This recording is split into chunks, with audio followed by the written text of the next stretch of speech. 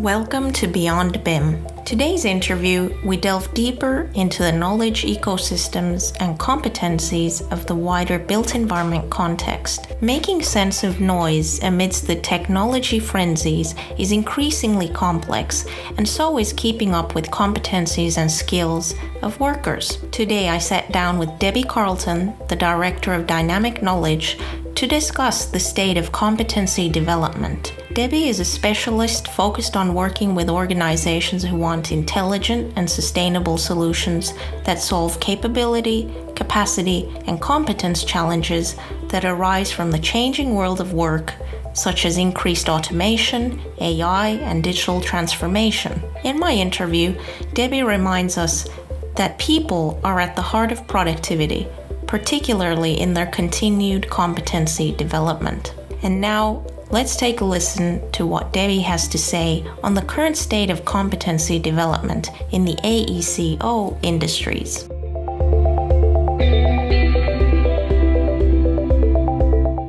To start off with, Debbie, can you tell us a little bit more about what got you to this stage in your career as Director of Dynamic Knowledge? Yes, well, I did start life as a civil engineer many years ago, and I think as a female engineer, I just typically found I was dealing with a lot of the people issues, yes, that nobody else seems to want to address. And then I was also responsible for engineers working remotely, and so I got interested in technology. How could I support these young people, well, not much younger than I was, in their work and professional development, etc. And then from that, I actually migrated and I went to work for a business school called Henley Management College that became the sort of biggest distance learning provider in the world at the time. And I got very involved in their early digital products and platforms, and then ended up running the whole of the Asia Pacific area for them, which was fascinating, dealing with different cultures and learning. And then I actually crazily, with two other ladies, set up what would be called now an e-learning business in Malaysia, because it was a wonderful environment, tons of young people wanting to learn, an appetite for technology, not all the barriers you had in the UK at the time. So we built, platforms and built games and all sorts of stuff. It was really great fun. And then for personal reasons, I came back to the UK and I got involved in a consultancy around sort of e-learning very early on with people like Charles Jennings, who's the famous 70-20-10 guru, who's a good friend of mine. And we did some very early sort of big training transformation projects in the military, oil and gas, other sectors. And then over the years, I also got involved in European research and got more and more interested in the sort of the competence dimension of this. Yes, at the end of the day, learning, unless it's driven for the right needs, yes, and the right context, yes, often has little impact. It's at the end of the chain, yes. And I was luckily meeting a lovely gentleman called Dr. Gang Zhao from Interlates, who I work with very closely, who's the EU Horizon 2020 kind of expert on competency management and knowledge engineering, and we've worked together closely for about 10 years, really. I work in other sectors, but I'm still very active in the built environment. Done a lot of work around the BIM space and digital standards, but also obviously post Hackett, there's a lot going on in the competence space, and competence and its management is now getting some traction in the sector, but it's extremely immature. So we have a long way to go. So I hope that's a sort of fast synopsis, yes, of a journey. I wouldn't say I've had a conventional career, and I'm not sure I'd recommend it to others, but it is what it is. Yeah. And in that journey, you're now at Dynamic Knowledge. So can you explain to us what is Dynamic Knowledge and what is at the heart of your mission? Yes, Dynamic Knowledge, we're a niche consultancy, etc. And our focus is people at work, which concerns work, people and competences, yes. those three pillars, yes. And in that, we, those things are being driven and changed a lot by the dynamic world of work. There's a big future of work agenda and different types of workers and good work initiatives and all of these important things. And particularly post-COVID, I think that's become even more important. And obviously, there's a huge impact of automation and digital transformation. So organizations have to adjust their kind of capability, competence, and capacity profiles, yes. So that's what our mission is to do, to help organizations work out that jigsaw or parts of the jigsaw. And that can be anything from working in an ecosystem approach with people who want to sort of look at more competence on demand solutions, skills ecosystems, to people who want to do much more strategic workforce planning or foresight work, or people who want to do the talent and retention, more intelligently and more competency based. Yes. So that's really the sort of remit. And again, I'm supported by Dr. Gangzu and Interlates. We have a sort of partnership, and we've also done a lot of work looking at more of an ecosystem approach to mediating competence, demand and supply, because we believe this could have a very good impact on productivity, because obviously productivity in the sector also relates to the current and future competence of people in the system, and they need to flourish in that system. And at the moment, in so much of our language in the sector, like for example, digital twin, I ask the question, where's the triplet? Where's human in that? Yes, it should be human, physical and digital. The human dimension in so much and all of this is getting lost in the digitization agenda. So we try and bring the human bit back in it, yes. And also, there's a lack of recognition that we need to also digitize. We need to have the data and knowledge sources around work, around people, and around competences, yes. And this is a blind spot in the sector, yes. And we can already mine and make sense of all sorts of different knowledge and data sources in the sector using AI and natural language processing and knowledge engineering technologies, yes. So a lot of innovation can be brought, but it's the timing of it, yes. So our projects are highly varied, from research projects, foresight projects, working with platform providers, advice. It's fairly broad. maybe not right strategically, but that's where it is at the moment. But I think that will evolve. We're involved in innovate projects as well. Okay. Yes. So, and you touched upon something really interesting there. You were talking about the ecosystems approach to knowledge. Can you expand a little bit more on that, actually? Yeah, it's an ecosystem approach, essentially to competency management. Yes, to improve mediation. We've done quite a lot of research in this, and the challenge is if you understand that competence is a semantic network. Yes, so competences increasingly overlap sectors, activities, professions, roles, disciplines, etc. Yes, and that's only going to get more messy over time. Yes.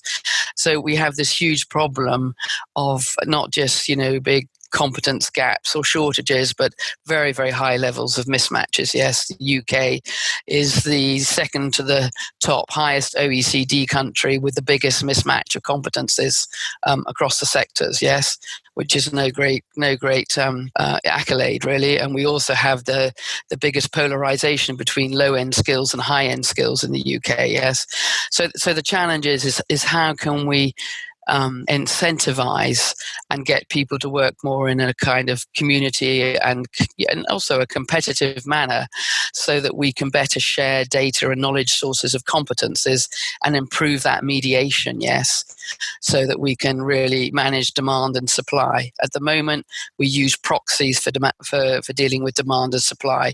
We use qualifications as a proxy for supply, and we use occupations as a proxy for demand. That is neither granular nor dynamic enough for the world of work we're in at the moment, and the changes that the digital agenda is going to have, but also the future of professions. The sort of professions we have now and how professions are organised and structured will no longer be the same thing in 10 years' time or so. Yes, you've only got to look at the legal profession to see how fast that is digitising. And I don't know if you've ever read the wonderful work of the Suskins, father and son, on the future of professions. But but it paints a very stark picture, because a lot of professional work is going to be digitized, yes, and automated. So we've got this completely, much more dynamic and challenging environment. So taking more of an ecosystem approach to it could help solve that, but of course, we've started some research, and we're looking to try and get further research to take that further. So we've done some work with the Centre for Digital Built Britain, and we're also doing some of our own research in that domain. But it's a bit of a challenge yet for people to bite the bullet on this. Yes. So, yeah.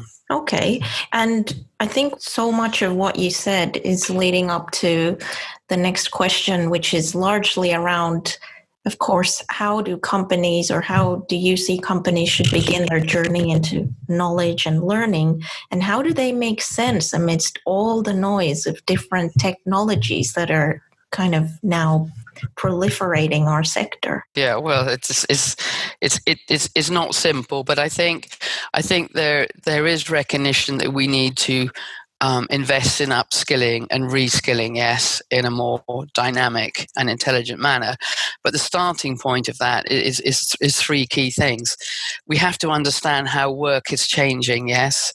What's the impact on work? What is the context? What are the things changing work? Products, technology, standards, regulations, etc. So we must be better at understanding work and the change in work activities. And then from that, we can infer what that means in terms of competences and better help people understand where there's gaps and how they might upskill. We also need to have modern definitions of upskilling. We need to ensure that individuals themselves can, what we call, sort of have a much more of a conscious, conscious sense that their competency and their profile is going to be constantly evolving. Yes, they're going to be constantly acquiring new things, applying things, appreciating things, depreciating of competence, or particularly skills which have very short shelf life. So the way we profile and stuff needs to be much more intelligent, and we can't interpret all that chaos. We have to let machines interpret it. Yes, humans can't do that. We have to make sense of the data, which is unstructured and scattered everywhere in job descriptions, CVs, CPD data, products of work, etc., and in all the knowledge sources, yes, related to competence, yes, and make sense of that to do that. And organizations need to be much more strategic in terms of their foresight, workforce planning, yes. And workforce planning, I would say, still is an art in the sector, yes, not a science. We need to become more scientific and evidence-based to do that. And then I think there's also some very interesting work when it comes to the learning piece. There's a very good piece of work by Stephen Flynn, who I think is ex-Microsoft, who wrote a very good book called Data to Learning to Action. Yes, because none of this has any point unless the right decisions and actions are taken as a result of learning. Yes, and that we've also got to be conscious that we need people to unlearn. Yes, and you've only need to look in the terrible stuff that's going on in terms of the inquiry on Grenfell at the moment to realise how much people need to unlearn to get rid of embedded behaviours. Yes, or look at the guy that's just stepped down from Football Association. Yes, I mean unlearning is also part of this. Yes, so it's complicated. And that's why trying to model stuff, trying to understand, taking a more of an ecosystem approach where you understand all the different stakeholders. I mean, there's 144 interrelationships of competence, demand and supply. And you can be a demander and a supplier, yes. But at the end of the day, the person supplying the competence is the individual or the team or the organization. And the person demanding the competence, yes, is the client or the organization. Everybody else in between are just intermediaries, yes. But at the moment, our focus in the UK with anything to do with learning and upskilling is supply-centric. We spend millions of money on supply-side interventions, which have had no impact on productivity, yes, or motivation to people to learn and maintain their competence. Individuals don't have any infrastructure at the moment to maintain their competence, yes. Competence isn't a currency like just like knowledge. If it's not liquid and it doesn't flow, yes, you stifle innovation, people hoard competencies, all of these things. So, knowledge and competencies, and in some ways are the two sides of the coin. But also we have some levers now. There is increasingly a forensic lens on competence assurance and compliance, yes. And unfortunately, sadly, some of that may get driven by regulation for organizations to, account for the fact that they are, responsible for managing organizational to individual competence in an explicit manner. I think that that's actually really fascinating what you've just said, because it leads me on to rethink my next question, which is on the importance of digital strategy. I'd probably change that now to, what would you say is the importance of people within that digital strategy instead? It's quite interesting. I've just been writing some e-learning and training materials for particularly the sort of HR community in the sector, yes, to understand digital transformation. Often a very, a group that isn't really given any attention, yes, but they have this dual challenge in any digital transformation, and not only trying to transform digitally HR operations, yes, across the full talent life cycle, yes, and, in a much more complex market, but also they have to support the organization change in the way it digitally works, yes, and the future competences they need, so it's no small thing. I like this simple definition of digital transformation, which is about connecting data, people and things to achieve better outcomes, yes. And too much of the emphasis and things like BIM have exaggerated this, is that there's too much focus on technology and processes, yes, rather than mindset and people. It's so important, and we have to support people in understanding their journey, and that requires, very strong digital leadership, yes. And I think there is lots of investment going in the area of digital leadership, but I think we've still got a long way to go. And trying not to make it too complicated, yes. What a big organization needs and what an SME needs, are very different. And the digital transformation agenda, the language used in the sector and all the rest, particularly by some of the sort of quasi-public funded bodies, it's language that a tier one organization might understand, but, a small SME who's just trying to become a bit more innovative doesn't really understand what they're talking about, yes. We have a problem. We have a problem in the language we use in the sector, and I think we need to change that. And I think the human dimension, gets lost in a lot of the conversations. Example, the digital twins I gave. There was a flourishing systems report that came out, earlier this year. Again, people weren't in there explicitly. Yes, one of the systems is the competency management ecosystem. Yes, which wants people in the system to flourish. Yes, so it's so interesting that the people dimension is just not coming to the fore enough at the moment. Yeah. Is that something you're only witnessing in the language used in our sectors, if we compare it to competency development in other sectors, or is this a universal problem with the competencies as a whole? I would say it's a mixture of both. I mean, let's take a sector that we might want to be more like, yes, and we should be working more closely. Let's take the IT sector, yes. Yeah. Who've been very good at working collaboratively, producing good digital standards for upskilling, yes. People just being very, very much more active in terms of their own upskilling and learning, etc. And I think it's just there's a different kind of culture there, yes, that supports it. I think in our sector, in the built environment sector, it's slightly, well, whose problem is this? Yes, and in fact, it's everyone's problem. Yes, we have to work together. But we can learn a lot. I mean, there was going to be a lot of money spent on some more digital competence frameworks, or standards in the sector. But actually, we could leverage a lot that's already been produced in the IT sector, on Internet of Things, yes, or data science or cyber security, yes. There's lots of good practice from other sectors that we can leverage, yes, and bring into our own sector to help with the upskilling agenda, yes, right, and to help people put people in control, yes, to give people a clearer idea of why they need to learn something, yes, and why they need to work more digitally, yes. Well, if we don't answer the why piece, yes, you're not going to get the motivation to the buy-in. And with regards to a lot of the work that you already described that you're doing with dynamic knowledge, where could our listeners find out more about this work and any other research or innovation that you mentioned as well? Yes, I mean, I don't have a website any longer. I used to, but I sort of gave up maintaining that. My colleague, Dr. Gang Zhao, Interlatis, does have a website, and I can give you a link from that. We do have research work we publish, and again, more than happy to share that. We're actually shortly publishing in it's being a digital book, a chapter on competency management ecosystem approach with some other academic colleagues. So that will be coming out probably early December, and also working on a new book next year, which will come out. So there will be those kind of sources. We have been involved, as I say, we're working with other networks like in CDBB, in the sort of upskilling network where we contribute to. So those are places to sort of find us.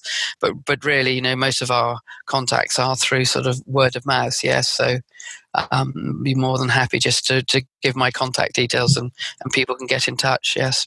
Great. And obviously, yeah. Also in training materials, we're keen to support people who are trying to upskill anybody in the sector around competence and its management, yes.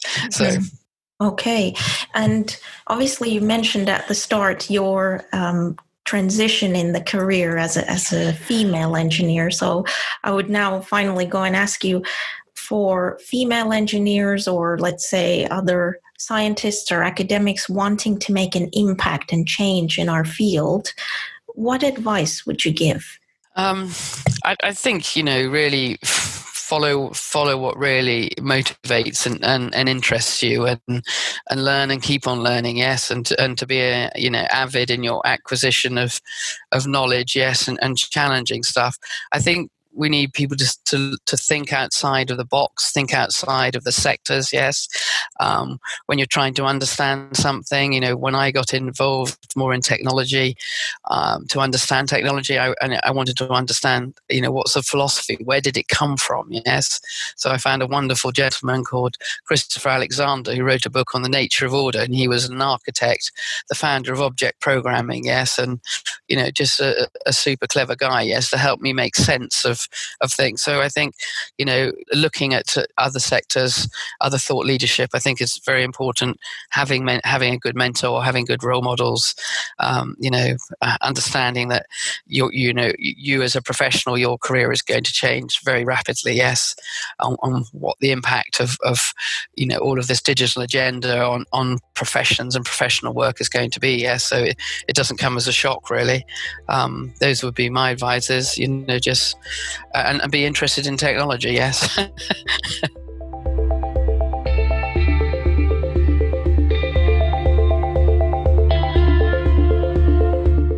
Thank you for tuning in to listen to BeyondBIM podcast.